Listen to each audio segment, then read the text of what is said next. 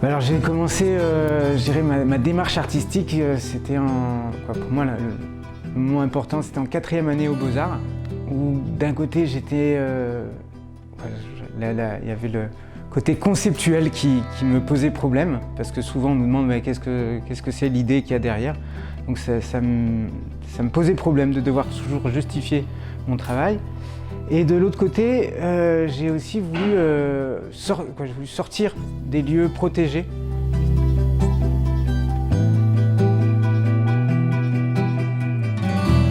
La même chose dans un autre contexte, on n'en a un peu rien à faire. Mais moi j'avais envie que, quel que soit le contexte, ce que je proposais puisse poser question.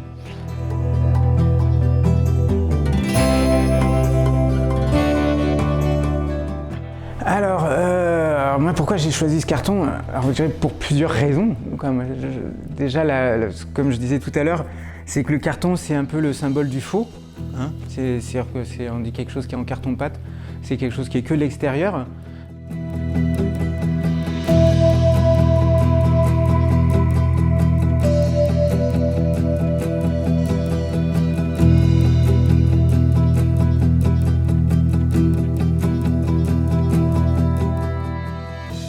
C'est une des premières raisons. Après, c'est un matériau qui est peu onéreux, hein, c'est-à-dire que c'est pas forcément très cher. C'est un matériau qui se travaille très bien, très facilement. Donc du coup, comme moi j'implique les gens dans mon processus, c'est quand même un truc qui est assez important, c'est l'implication des gens là-dedans. Voilà, si on commence à travailler de la pierre ou du bois, il faut des outils, un truc comme ça. Avec le carton, c'est quelque chose qui fait peur à personne, qui est facile à travailler. Après, une autre raison, c'est que c'est un matériau qui est très léger. Hein, c'est-à-dire que nous, en fin de compte, on construit un peu à l'envers. On construit le haut de la construction, après on se soulève. Et le fait d'utiliser du carton, ça permet ça. C'est-à-dire qu'on a un grand volume pour un poids qui est très léger.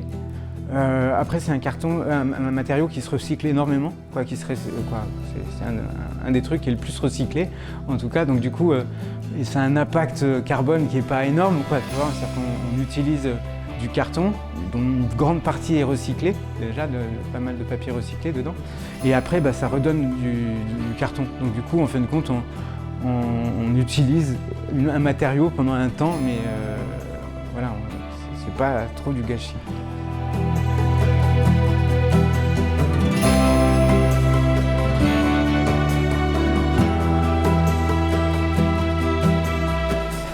Alors ça fait un petit moment quand même qu'on a pris contact avec la caserne, c'est pratiquement un an, même peut-être un peu plus. Et il m'a parlé d'un projet d'essayer de refaire la tour de Bertha, cette fameuse tour de Sensé-Polcro qui a été détruite. Donc le projet initial, c'était de reproduire cette tour.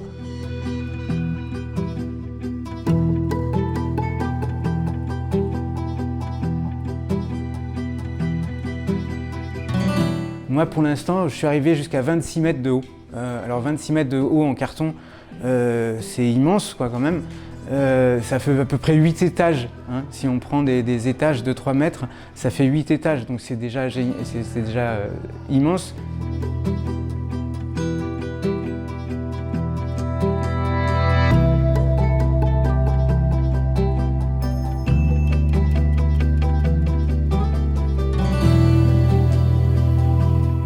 Là, l'idée, c'était de faire 6 mètres par 6 mètres, donc garder un peu ces proportions. Ça aurait été une tentative de battre le record. On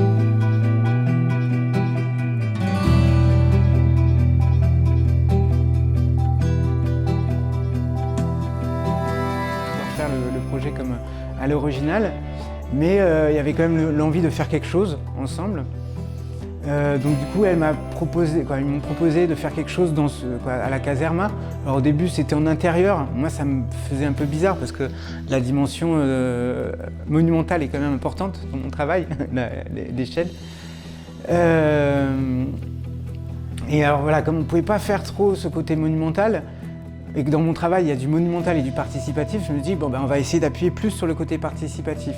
Et du coup, de se dire, comment on peut impliquer les gens aussi dans la conception du projet. Donc c'est pour ça qu'il y a un peu la deuxième partie de ce projet.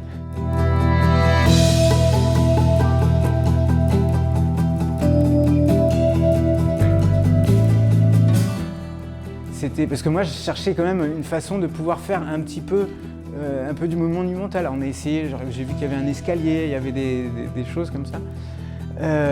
Et du coup, elle dit ah mais il y a une tour, et donc on a fait quoi je dirais,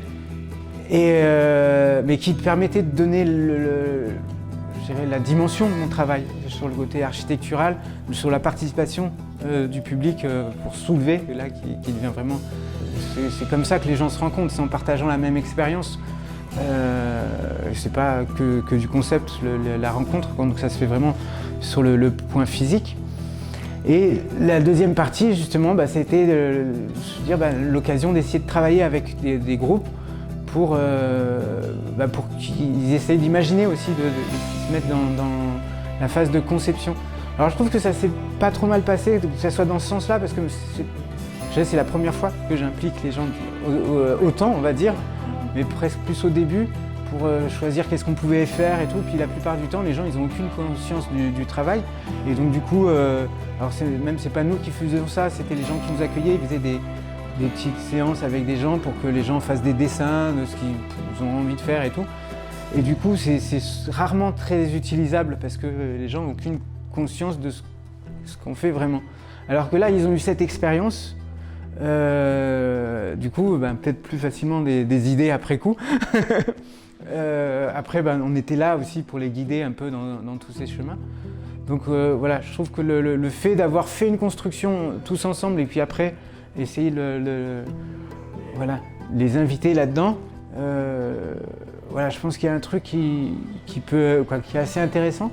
Après, le but, c'est pas qu'ils deviennent des pros de construction en carton, hein, mais je pense que c'est plus qu'ils suivent ce que c'est un processus artistique et de voir, voilà, je dirais, si les gens après ça ils font des constructions en carton, ils n'ont pas compris grand-chose.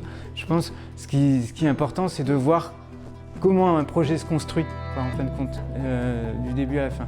Et je dirais pour certains, j'ai l'impression que, en tout cas, ça a allumé des petites lumières et ça, c'est chouette.